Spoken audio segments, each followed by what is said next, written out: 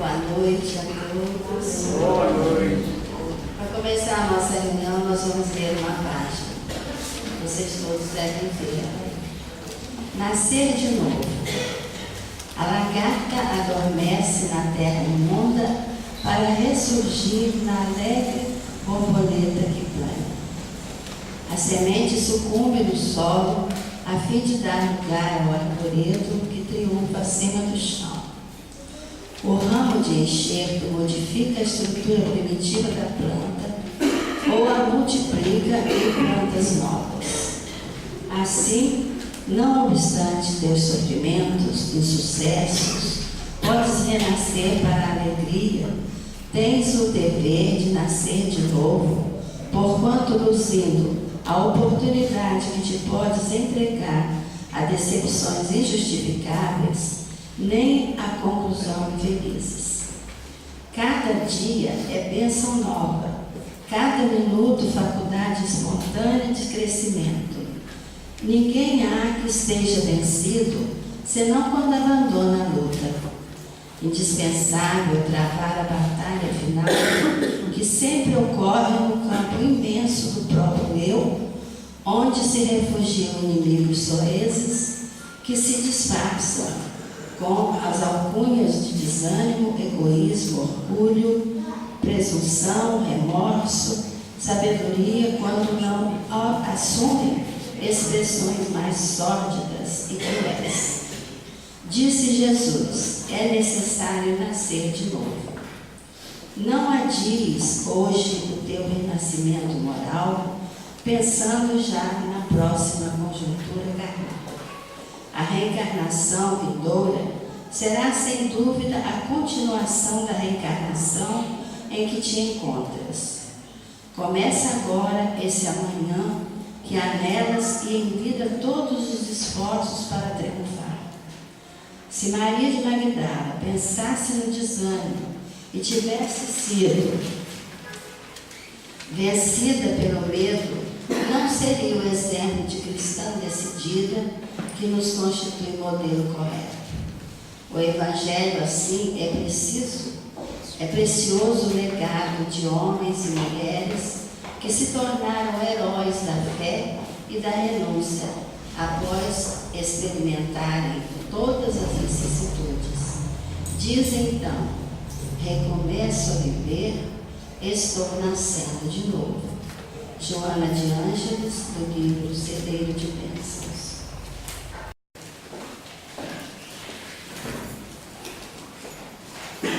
Boa noite, meus irmãos. Boa noite. Que Jesus, que é o médico de nossas almas, possa estar junto a nós hoje e sempre. Todas as vezes que nós estudamos para chegar à frente e ter um pouquinho de coragem para falar para vocês, naturalmente que primeiro nós estamos estudando e falando para nós mesmos. E essa responsabilidade é muito grande. Ainda mais o espírita, que deve pelo menos tentar seguir os ensinamentos do seu modelo e guia, que é Jesus, e que uma das coisas que nós devemos corrigir em nós mesmos é a maledicência. Às vezes nós pensamos, nós estamos falando à frente, né, de tanta gente, mas será que nós mesmos praticamos? Será que nós estudamos a doutrina e a colocamos em prática, vivenciamos-la no nosso dia a dia? E uma das coisas mais importantes quando nós começamos a estudar era saber o significado da maledicência e o significado, primeiro, de uma coisinha, a primeira coisa que nós deveríamos saber.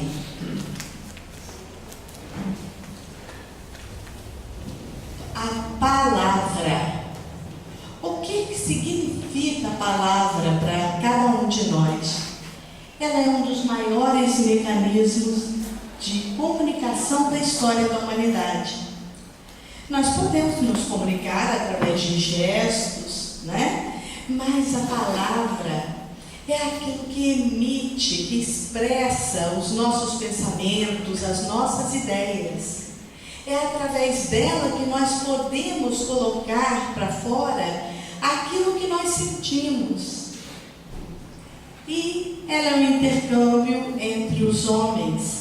Ela é um recurso precioso se nós soubermos utilizá-la. Como que nós podemos utilizá-la de maneira correta? Eu lembro que eu assisti uma palestra do Zé Raul, em que ele falava dos 4 acordos da vida. E entre esses acordos, um deles, o primeiro acordo que os toltecas, no México, tinham, é que eles deveriam falar corretamente. Era falar aquilo que deveria ser dito de uma maneira a não ferir. Então, quando nós utilizamos a palavra, nós devemos ter muito cuidado, porque ela, como recurso precioso, nós podemos construir esperanças. Com a palavra, nós podemos amenizar, balsamizar dores, nós podemos criar oportunidades, ter roteiros seguros para a nossa família, para aqueles que estão junto a nós, para aqueles que estão ao nosso derredor. Com as palavras, nós podemos amenizar muitas aflições e nós podemos também ter planos de paz. Quando falamos que as palavras são como gotas de luz que podem amenizar, que podem animar, que pode transmitir otimismo, simpatia, amor, respeito, nós lembramos desse plano de paz de Mahatma Gandhi. Ele, através de palavras, sem nenhuma violência, conseguiu fazer com que a Índia fosse libertada do jugo inglês. E isso, a história dele é lindíssima, E ele estudava o Sermão da Montanha e dizia que Jesus era um roteiro. Se quem seguisse o Sermão da Montanha, teria um roteiro para o resto da vida, um roteiro seguro a seguir. E Mahatma Gandhi, ele era tão bom, tão desprendido das coisas terrenas e tudo mais, que quando houve uma guerra na África, em que os hindus eram a minoria e que havia muito racismo e tudo mais, ele resolveu lutar com palavras, lutar com a não violência, lutar com o jejum e ensinar aqueles que participavam junto com ele de que poderiam ser, não era necessário que eles fossem inimigos dos ingleses, que eles se tornassem enfermeiros naquela guerra e que cuidassem com carinho, com respeito daqueles que os subjugavam. Olha que exemplo, não é? Então, quando nós vemos que palavras também são gotas de luz, são planos de paz, é de suma importância nós pensarmos antes de falar. Porque aonde que ela nasce? No pensamento. O pensamento nasce na nossa mente, no nosso espírito, que é o ser pensante. E através deste pensamento, ele percorre todo o nosso corpo, cada célula dele, para depois se irradiar. Então, quando nós chegamos a falar alguma coisa, nós já pensamos, já foi percorrido cada célula do nosso corpo. para depois ser irradiada para as pessoas. Olha a importância disso, porque nós podemos ter também, utilizá-las, não dessa maneira gloriosa, boa, mas como estilete mental, que pode atrapalhar os outros, que pode obsidiar, que pode obscurecer as pessoas, que pode desequilibrar emocionalmente alguém.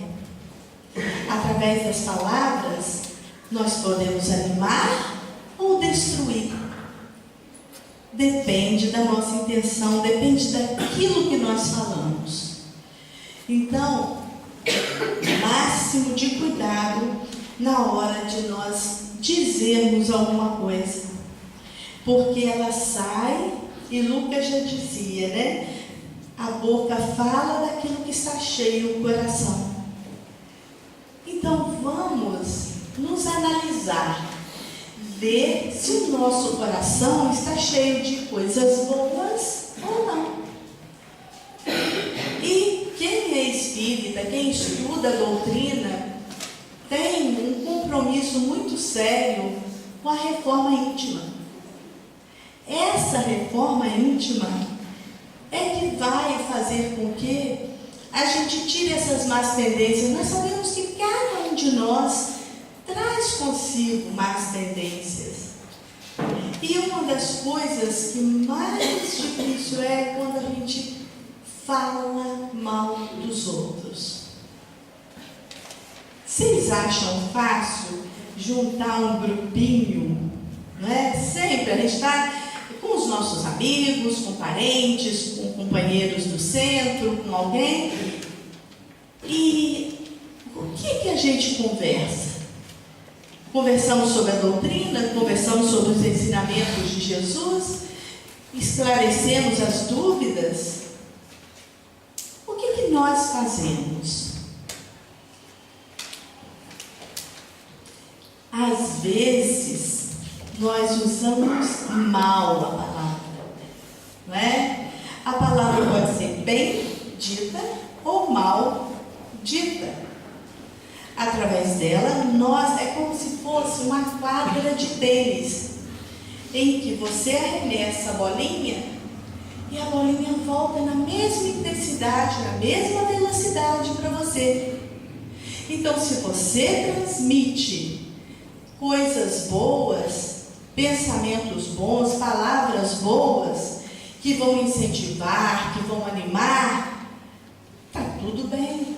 Isso vai voltar para você.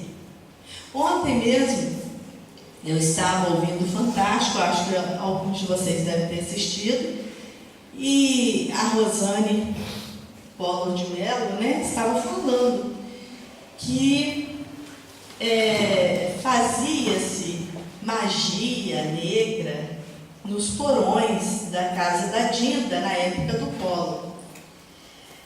E que essa magia negra era para que ele pudesse permanecer no cargo, para que as pessoas não pudessem atrapalhá-lo. Falou de uma maneira que eu fiquei pensando,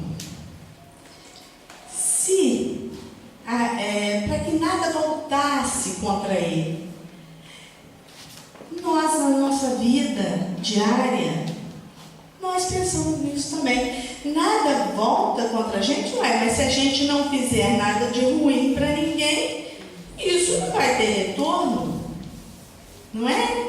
A semeadura é livre, você pode plantar o que você quiser. Se você só deseja o bem do povo, se você só quer o melhor para qualquer pessoa, vai vir coisas ruins só para você? Não é assim. Então, se a gente, isso também vai da ignorância das pessoas que não entendem que aquilo que você fizer de bom só vai ter frutos bons, né? Como o mal só vai ter frutos maus. Então, quando você fala, a palavra mal falada é um elemento perigoso no trato diário. Com quem que nós convivemos mais? com aqueles que estão dentro do nosso lar. E são exatamente com eles, porque lá fora nós temos o vernizinho da educação, mas dentro de casa a gente é exatamente o que a gente é. Você não finge. Então, é ali que acontece às vezes uma palavra mal falada, que fere, que ofende, e depois é difícil voltar atrás. O nosso orgulho às vezes não permite que isso aconteça, não é? Aí vamos dizer, o que é então a maledicência? A maledicência é a qualidade de quem é maldizente. É a ação de você falar mal, praguejar contra, caluniar, né? Com a intenção de quê? De denegrir a imagem de alguém.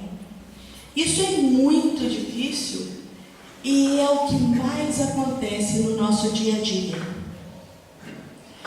Outro dia mesmo, nós tínhamos saído, eu e Zé Zanon, aí a gente conversou sobre diversos assuntos e eu já estava estudando sobre a maledicência. Aí eu perguntei para ele assim: de quantas pessoas nós falamos? O que nós falamos? O que era bom? O que era interessante? Né? Só comentários às vezes que o Espírito ainda fala, né? Ah, não, eu não estou denegrindo a imagem de ninguém, eu não estou falando mal do fulano, do Beltrano, não. Eu estou falando a verdade. Mas que verdade é essa? Desde quando nós sabemos o que é a verdade? Né? Às vezes é do nosso ponto de vista que é a verdade. E não é aquilo que é de verdade mesmo. Não é?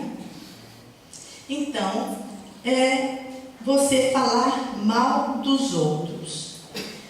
Nós dizemos aqui, você maldizer, né? É que o homem ele usa mais a língua do que as mãos. E é através da língua que você transmite palavras que exprimem aquilo que você sente e que você pensa.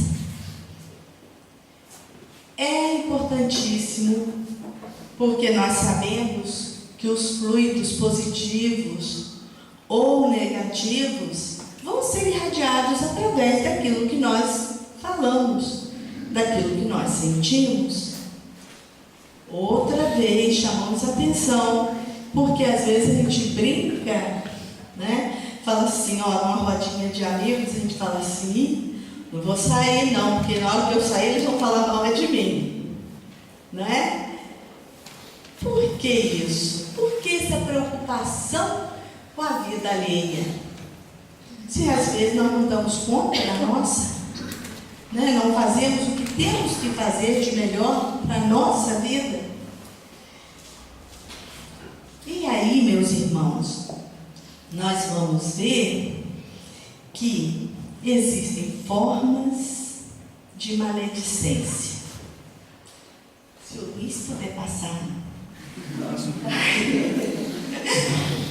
Formas de maledicência.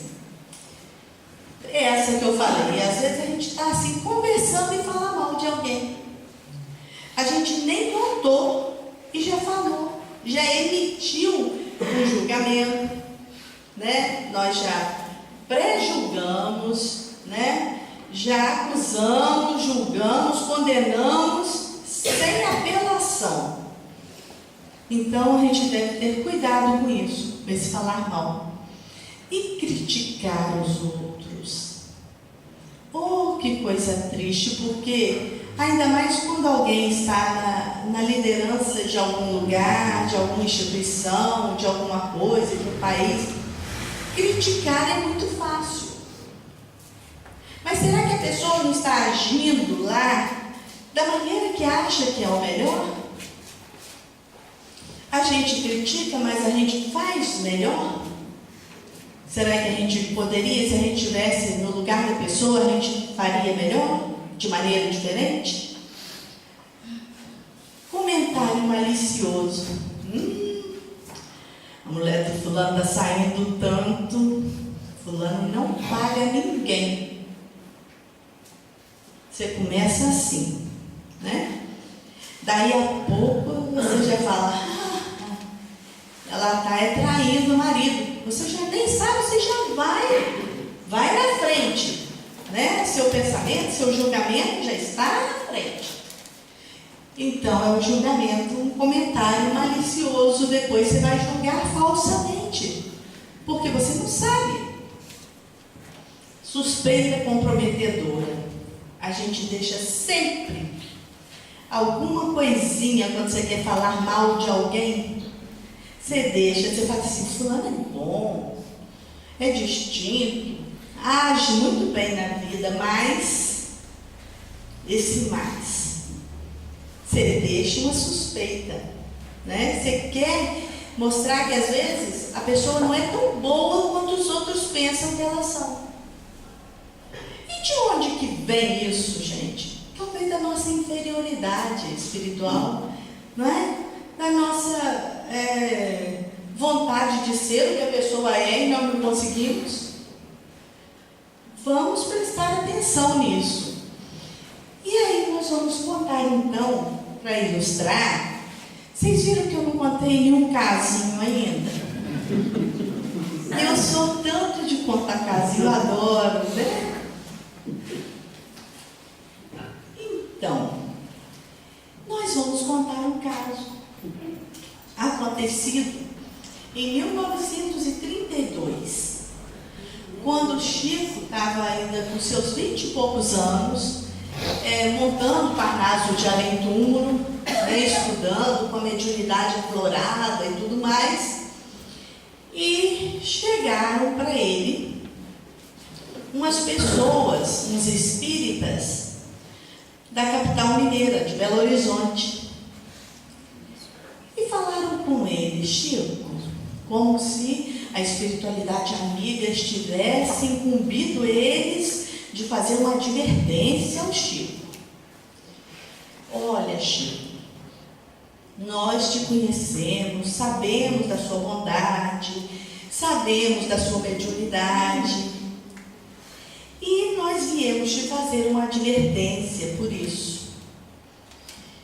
Porque você tem sido visto indo muito a Belo Horizonte. Ele morava em Pedro Leopoldo, então tinha que pegar o trem, parar, em Belo Horizonte e tudo mais, e sempre na companhia de uma moça. E a moça te dá sempre um braço. Então, Chico, você é solteiro, está tudo bem, nós te conhecemos. Mas e ela? Nós não sabemos se ela é casada ou não, quem é ela. Olha a suspeita comprometedora aí. Nós não sabemos se ela é casada ou não. E dizem que você chega lá em Belo Horizonte e sobe numa rua bem movimentada, tem um prédiozinho de 2 ou 3 andares, você sobe esse prédio, fica umas 2 horas lá. Olha como que as pessoas têm tempo de ficar vigiando o tempo dos outros. Você fica umas 2 horas lá, quando sai, acha que você fica com vergonha e coloca um lenço no rosto. Nós queríamos te advertir, porque não fica bem para a doutrina espírita, para a sua mediunidade. Ele falou, olha, eu não sei do que vocês estão falando. Eu acho que há um engano aí. Há algum tempo atrás, apareceu uma catarata inoperável no meu olho. E o olho não está muito bom. E o outro já está comprometido também. E um médico, um oftalmologista de Belo Horizonte, foi muito bondoso comigo. Trata de graça de mim. Mas como eu não posso estar lá sozinho, eu não posso sair daqui, pegar o trem e ir sozinho porque eu não enxergo, mal enxergo, a minha irmã me dá o braço e me leva com toda a bondade. E chegando lá, nós subimos no consultório do médico, ficamos mais ou menos umas 2 horas. É onde eu sofro muito, porque eu tenho que levar injeções diretamente no olho. E isso sangra, dói muito e sangra. Quando eu saio, normalmente, eu levo um lenço para que possa amparar assim, o sangue que está saindo. Então, meus irmãos, será que é um lenço igual a esses que vocês viram? Então ele tira um lenço cheio de sangue de dentro do bolso e mostra para eles. Será que é? Será que é isso que vocês viram? Olha a cara de tacho dos espíritas, né? Querendo julgar antecipadamente, querendo falar mal de alguém que nem era aquilo. E para a gente ver, então, como essa do Chico, nós vemos que às vezes o que a gente vê com esses olhos que a terra há de comer, que a gente fala, não é o que está aparentando. Até isso. Não, mas eu vi. Viu? Mas sob que ângulo? Você sabe? Tem certeza? Então, olha bem como que a gente não deve caluniar, não é? Não falar mal dos outros, criticar, porque nós não sabemos o que está acontecendo na verdade. Vamos meditar então. A nossa palavra, ela está refletindo o quê? Aquilo que nós falamos no nosso dia a dia. O que está refletindo? Luz ou sombra? Está a serviço do bem ou do mal? Qual é o nosso objetivo? Bem dizer ou mal dizer? Tudo isso depende de cada um de nós. O nosso objetivo, na verdade, seria nos conhecermos, né? Conheça-te a ti mesmo, já dizia lá, não é? Você tem que se conhecer, saber se os defeitos que você acha que o outro tem, se não são os seus próprios defeitos.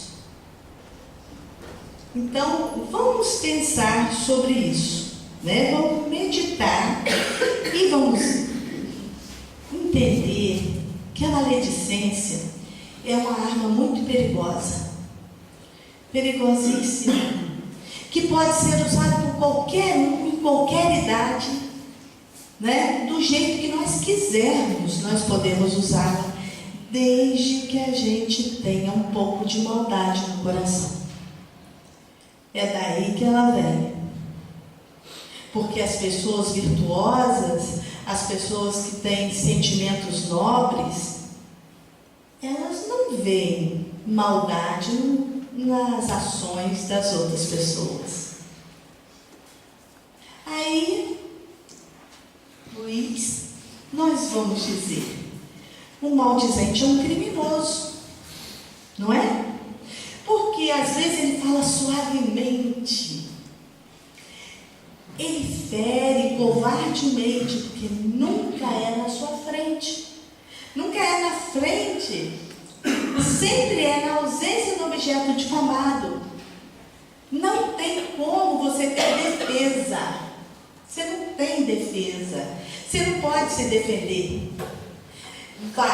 A maledicência vai de uma palavrinha má, indigna, que você fala, até alguma coisa bem urdida mesmo, assim, um plano maquiavélico e tudo mais, que pode interferir na vida das pessoas, fazendo muito mal. E esse é um perigo que nós todos corremos, não é? Se não tem idade. E depois você acha quem falou? O maledicente não aparece não, gente. Não aparece quem falou, não. Aquele que fez o boato devastador, que fez a fofoca comprometedora, não. Você chega para ele, você pergunta, ele diz assim, não, eu ouvi dizer. Então ele vende o que ele comprou, não é ele. Ele nunca diz que é ele. Então, ele está sempre agindo, ferindo covardemente, porque ele não aparece. Vamos ter cuidados e mais cuidados com isso, porque é um crime. Às vezes você destrói a reputação de alguém, não é? Existências e tudo mais, uma palavra que você diz que não está correta e que às vezes não é a verdade, né? Vamos ter muito cuidado com isso. Agora, os maldizentes, eles enxergam defeitos e pontos frágeis nos outros. Todos nós enxergamos defeitos nos outros, né? Pontos frágeis, naquilo que a pessoa mais erra. Nós comentamos os defeitos alheios, ao invés de tentarmos ajudar a curar, né? Ajudar a orientar melhor as pessoas. Nós perdemos tempo denegrindo a imagem alheia. Para que a gente faz isso? Às vezes a gente pensa que a gente está ganhando alguma coisa, mas quando a gente perde tempo, o tempo que é perdido fazendo o mal, denegrindo a imagem dos outros, nós podíamos estar usando, construindo alguma coisa boa. Eles criam quadros deprimentes alimentando a suspeita, que nós já tínhamos falado. Alimenta a suspeita no outro. Queixam-se de tudo e de todos. Vocês já viram aquelas pessoas? Nós temos até um livro, Terapia Anti-Queixa, que a gente está lendo, estudando, é muito interessante. As pessoas incorporam na personalidade delas o mau hábito de se queixar. Não, às vezes nem sente aquilo que está falando, mas se queixa de tudo e de todos. Nada está bom para ela. Espalha o desânimo e a desconfiança contra a prosperidade. Uma pessoa vai fazer alguma coisa de bom. Fulano, faz isso não dá certo não, você não vai ter ajuda não. Olha, não entra nessa não, hein, fulano. Não vai dar certo. Você já intui a pessoa ao desânimo. Desarma. Tudinho. Não é? E a maledicência, gente, está em qualquer agrupamento. Ninguém está livre da maledicência.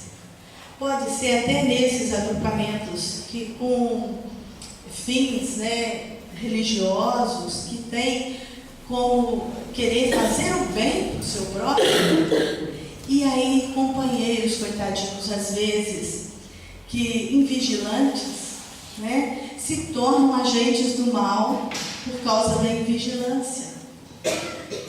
Estão desavisados e caem e começam a acontecer coisas numa instituição que faz com que companheiros, lamentavelmente, companheiros dedicados, bons, se afastam. Tem vezes que as pessoas se afastam do centro e você não sabe nunca por quê. O que aconteceu? Não é? Às vezes por conta de uma palavra mal falada, às vezes por conta do melindre, que é uma das coisas mais terríveis que o espírita não deve jamais deixar acontecer, é se melindrar. Qualquer coisinha, eu não vou no centro não, por causa do fulano. Ou não me dou bem com fulano, não gosto do fulano. Primeiro que espírita não tem que não gostar. Não é? Se nós devemos procurar amar até os nossos inimigos. Né? Então, como como não gosto? Eu não vou por causa do fulano, eu deixo de ir por causa do Beltrano. Não, eu tenho uma coisa comigo assim, eu não vou no centro por causa de ninguém, nem deixo de ir por causa de ninguém. Eu ajo de acordo com a minha vontade, eu tenho meu livre-arbítrio, não é? Mas, certa feita, no início do cristianismo, quando Jesus já partira e os apóstolos pegaram e foram montar o que seria a casa do caminho, quando os primeiros cristãos lutaram para poder montar um albergue, uma casa que acolhesse aqueles mais necessitados. E os discípulos ali estavam trabalhando. E começaram então a surgir mais pessoas necessitadas. Eram mendigos, eram velhos que a família não queria mais, eram doentes, abandonados, eram crianças, órfãos, eram viúvas, todos necessitados. E os discípulos faziam campanha, arrumavam daqui e dali e conseguiam manter a casa.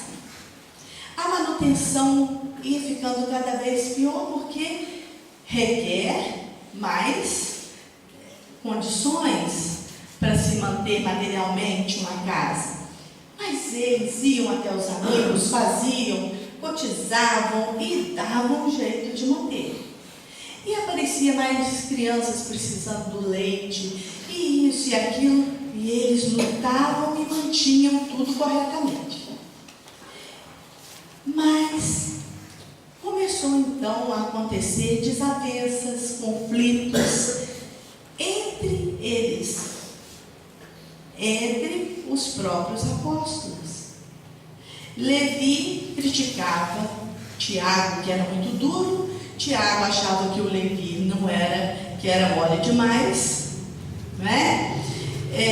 Se João ia conversar com as pessoas que eram consideradas de má vida, com as mulheres decaídas na época, ia levar o evangelho do Senhor a elas, eles já maldavam.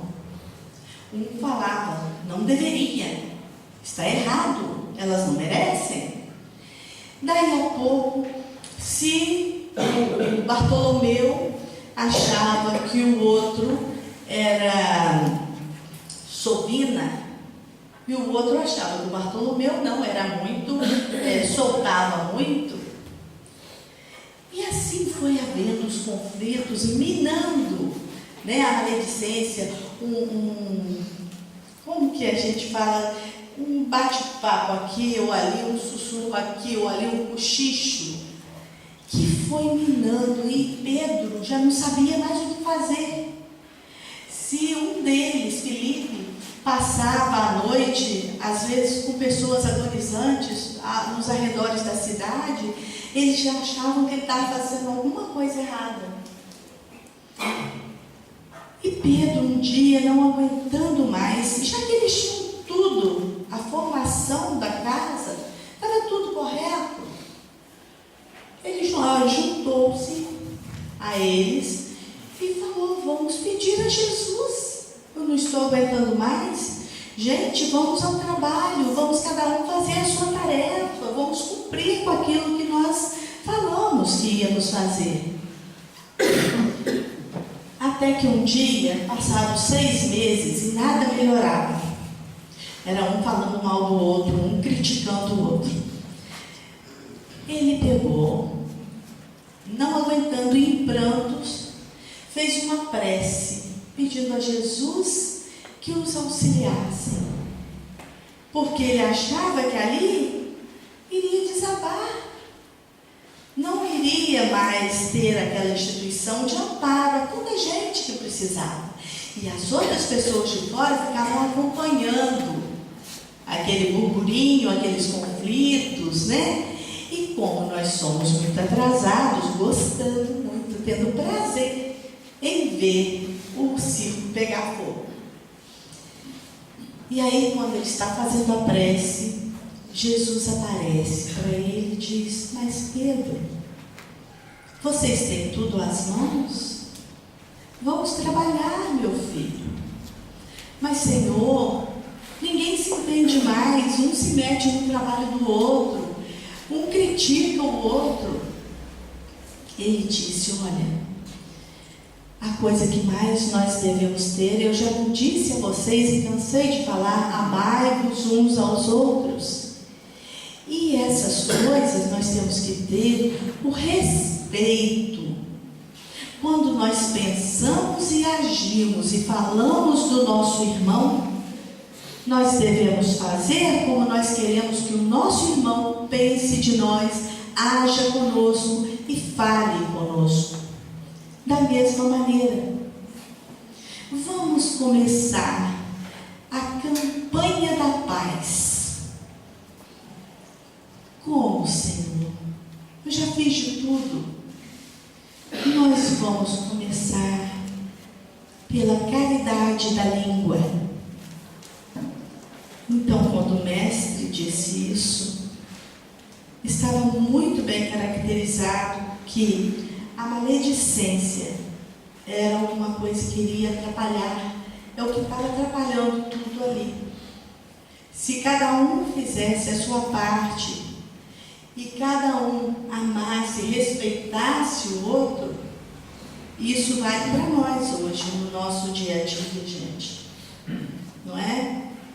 É o trabalho que nós devemos ter, a caridade da língua, falarmos menos. Se possível, termos o algodão do silêncio, que é a coisa mais difícil que tem. Porque a gente, se é então para falar mal, a gente gosta muito. Temos um prazer, né, incrível, por causa da nossa inferioridade espiritual, naturalmente. Então, vamos lá. A pergunta, questão 903 do Livro dos Espíritos, ela fala: a culpa em si estudar os defeitos alheios? E nós vemos a resposta dos Espíritos: sim, há muita culpa se é para a gente cultivar esses defeitos e divulgá-los. Então existe muita culpa se nós queremos divulgar esses defeitos alheios. Mas se for com a intenção de nós tirarmos proveito pessoal, aquilo que nós estamos vendo ali de errado, nós pegarmos para nós, para evitarmos que a gente erre, pode ser útil para nós. Você vê o outro errando, aí você diz: oh meu Deus, né? Você tenta ajudá-lo, sim, particularmente, falando, orientando e tudo mais. Se não tem jeito, mas você pega para você não errar igual, porque é difícil, né, a gente não errar. Até a psicologia atual nos diz que nós tendemos a achar nos outros, a identificar nos outros aquilo que nós temos em abundância em nós. Então, se nós criticamos o outro, nós temos aquele defeito talvez muito maior, muito mais em nós, não é? Então nós devemos sempre pensar em analisar se nós erramos ou não erramos. Nós não erramos, nós somos muito bonzinhos, não erramos em nada, só falamos bem dos outros. Vamos vigiar aquilo que nós estamos falando para ver se nós não erramos mesmo, se nós tiramos proveito e se nós nos esforçamos para nós termos as qualidades opostas aos defeitos que nós criticamos nos outros. Aí sim nós nos tornaremos melhores, porque nós estaremos aprendendo, não é? E no Evangelho também fala no capítulo 10, até eu tinha trazido aqui, porque diz no Evangelho: ninguém sendo perfeito, seguir-se-á que ninguém tem o direito de repreender o seu próximo. Ninguém é perfeito, então ninguém pode repreender ninguém. Mas às vezes nós temos os nossos filhos, que são espíritos confiados a nós, que estão errando. Será que nós não temos como reprimir esse mal?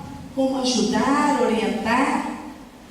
Pessoas às vezes que nós amamos muito, não é? Devemos ter o cuidado de saber com moderação, como falar, como fazer, para reprimir esse mal. E a outra parte é, propriamente dita, a maledicência, né? Depende da intenção quando a gente chama a atenção de alguém. Depende da intenção que nós temos com essa pessoa.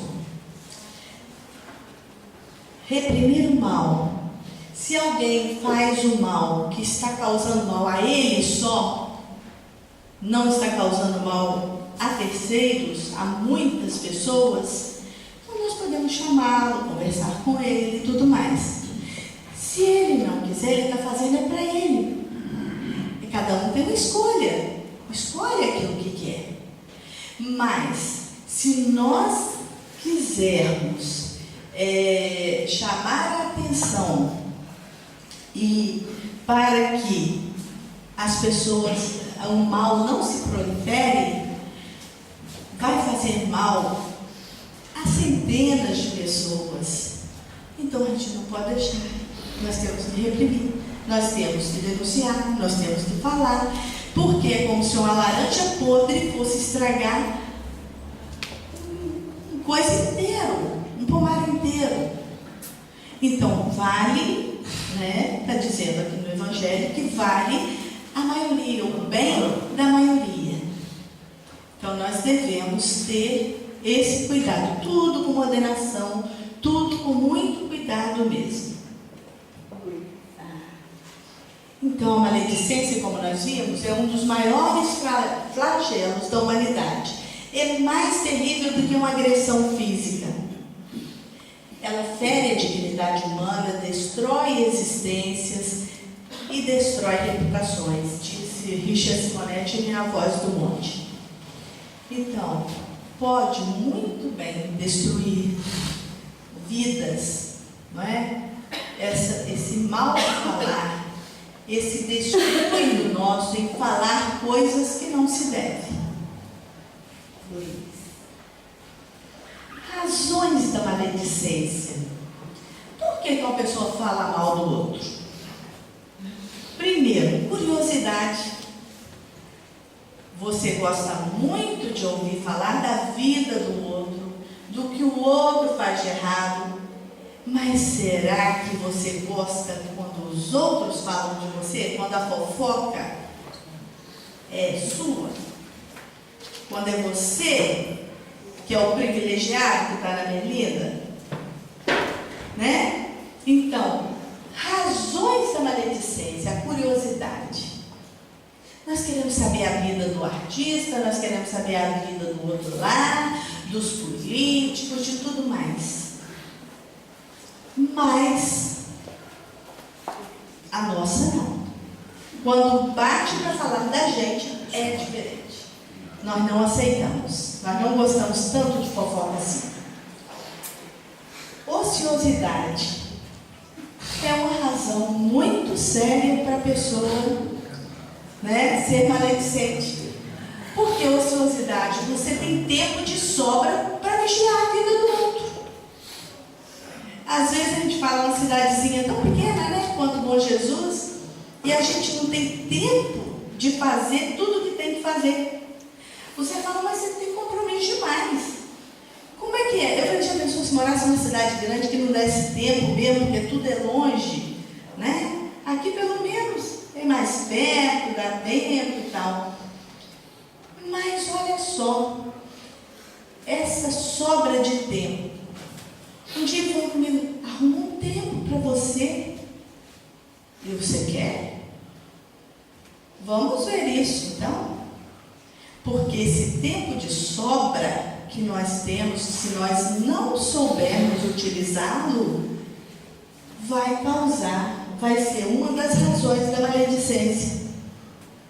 Não tem, gente? Até no coisinha que eu vi, uma porção de fofoqueirazinhas assim, conversando e tal. Pessoas que têm tempo, né, para falar mal do outro, para vigiar o outro. Né? Inveja. Existem pessoas, uma das causas, a pessoa reprime o outro para ele ser o bonzinho, né? Ele tem inveja do que o outro é. Na verdade, é como se fosse aquele adágio que diz assim: quem desdenha quer comprar, né? Porque na verdade ele quer ser o que o outro é e ele não consegue. Ele não consegue porque ele perde o tempo dele todo fazendo o que não é para fazer. Então, essa inveja, às vezes, está numa empresa, isso existe muito, pode ser pequena, grande empresa, e o companheiro fala mal do outro, que está indo melhor, se destaca mais do que ele. Por que isso? Né? É maledicente pela inveja, porque ele gostaria de ser como o outro é. Fulano conseguiu se formar, não sabe a luta que foi para o outro conseguir. Que diploma de nada ele comprou? Não sabe o que foi feito, o que a pessoa passou para poder conseguir alguma coisa melhor na vida, né? A amargura é como se fosse uma válvula de escape de um espírito ferido. Ele se sente ferido, ele se sente amargurado, e aí ele abre as portas, porque ele não perdoa, ele não esquece, e abre as portas, escancara para que os amiguinhos da espiritualidade inferior possam entrar, e aí fazem a festa, não é? Medo. Quando nós sentimos que a nossa segurança está ameaçada, quando nós sentimos que a nossa posição está ameaçada, que nós não vamos conseguir alguma coisa, então, por medo, a gente também é maledicente, fala mal dos outros, não é? Aí nós chegamos nos 3 filtros. Os 3 filtros de Sócrates dizem que é de alguém desconhecido, mas muitos dizem que é Sócrates. Que certa vez um homem muito esbaforido chega para o Sócrates e fala: escuta, Sócrates, eu tenho uma coisa muito grave, eu sou teu amigo. Eu tenho uma coisa muito grave para te contar em particular. Aí o Sócrates ponderou e falou: meu irmão, o que você tem para me falar? Você já passou ele pelos 3 crivos? E ele espantado olhou e falou: crivo? Que crivo? Bem, o que você vai me contar? O primeiro crivo é o da verdade. O que você vai me contar, você tem certeza absoluta que é verdade? É verdadeiro o que você vai me falar? Não, eu ouvi dizer. Olha, eu ouvi dizer. Ah, tá certo, meu irmão. Mas então, nós temos, você deve ter passado pelo segundo crivo, o da bondade. Isso que você vai me confidenciar, que você está tão aflito, é bom para mim, para alguém? Ah, isso não é não, muito pelo contrário. Mas Mas, meu amigo, se não é verdade, não é bom, e é necessário, é útil, tem alguma utilidade para alguém que você vai me falar, uma coisa que está te afligindo tanto, um problema tão sério?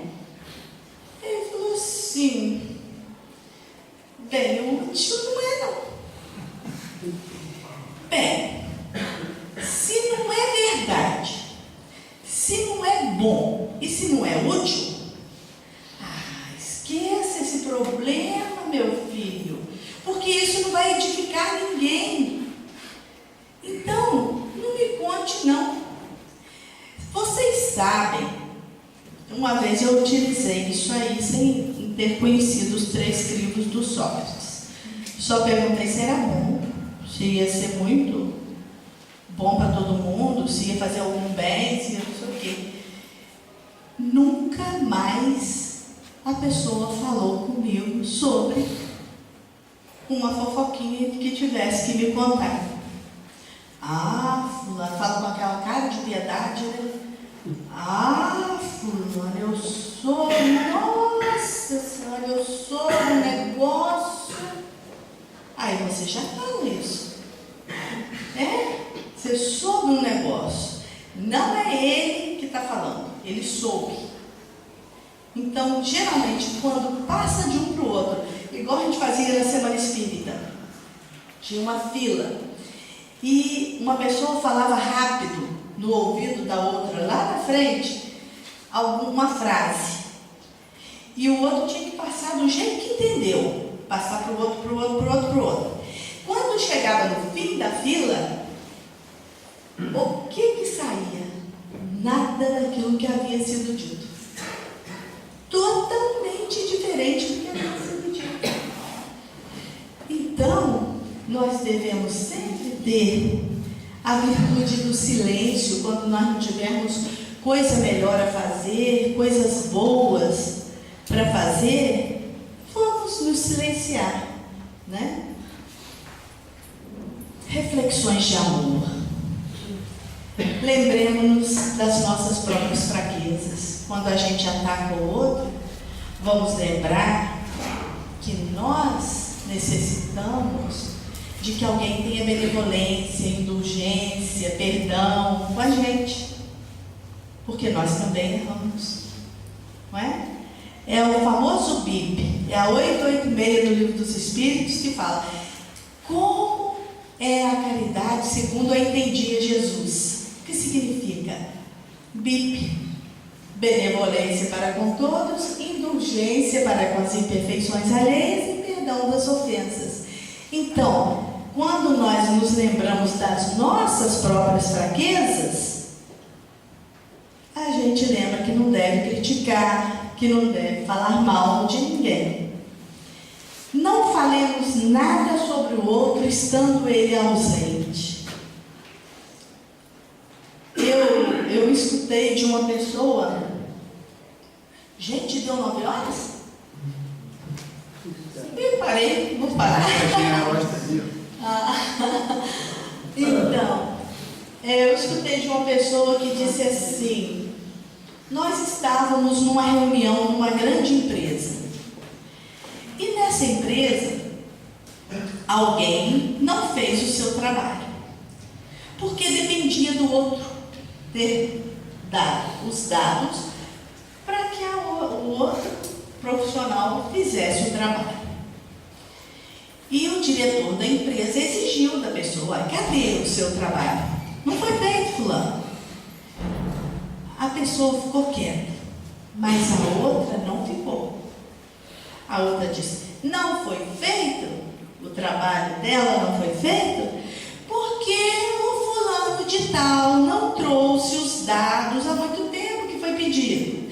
Por que isso, por que aquilo? Porque ele é isso, ele é aquilo. O gestor foi assim de uma integridade que eu falei: nossa, dá para a gente admirar. Que ele disse: olha, por favor, fulana, não fale agora, porque o doutor fulano não está presente.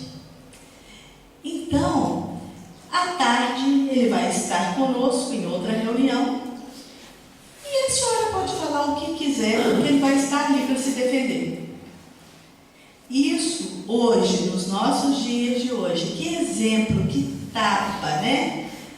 De pelica, né? De luva assim no outro, para ensinar que a gente não deve falar mal do outro quando ele está ausente, porque ele não tem como se defender. E eliminar esse hábito negativo que nós temos em nós de sempre falarmos mal de alguém, mesmo que às vezes a gente nem conheça a pessoa, né? Aí eu vou deixar para os próximos capítulos, porque aí teria uma história, né? Então, nós vamos eliminar esse hábito negativo tentando dominar a nossa língua, tentando dominar os nossos pensamentos, nos conhecendo melhor e aplicando o que a doutrina nos fala sobre a reforma íntima, sobre aquilo que nós devemos fazer de melhor ao nosso semelhante, que tudo é lei de causa e efeito. Tudo que fazemos, vamos recolher, não é? E Luiz, Jesus disse: atire a primeira pedra aquele que estiver sem pecados. Então, se nós podemos dizer do outro, é porque nós não fazemos. Vamos ver isso. Não vamos julgar para não sermos julgados. E por que a gente vê um argueiro, quer dizer, um cisquinho, um defeitinho qualquer no olho do outro, em alguém, e não vê uma trave, que é uma peça enorme que atrapalharia o nosso olho? Por que a gente não vê? Né? Tudo isso nós devemos nos perguntar e nos policiarmos, né? Quando nós começamos com a palavra, nós vamos terminar com a palavra. Paulo aos Efésios, Paulo de Tarso disse: não saia dos vossos lábios nenhuma palavra inconveniente, mas na hora oportuna, a que for boa para edificação, que comunique graça aos que a ouvirem. Então, que a gente possa usar o verbo criador, aquilo que plasma no outro, né? Uma coisa boa, porque é difícil nós ficarmos calados, nós agirmos corretamente, mas nós temos o Evangelho, nós temos a codificação aí para isso, para podermos, e nós estamos aqui na Terra para podermos nos melhorar, né? Vamos tentar nos melhorar um pouquinho mais a cada dia. Às vezes, uma palavrinha que a gente deixar de falar hoje, que vai maldizer alguém, que vai falar mal, que vai ir contra a reputação de alguém, isso, só uma palavrinha por dia, já vai ajudar a gente a ter um pouco mais de disciplina com a nossa língua, com o nosso falar, né? E que Jesus possa nos auxiliar, que a gente possa melhorar um pouco mais a cada dia.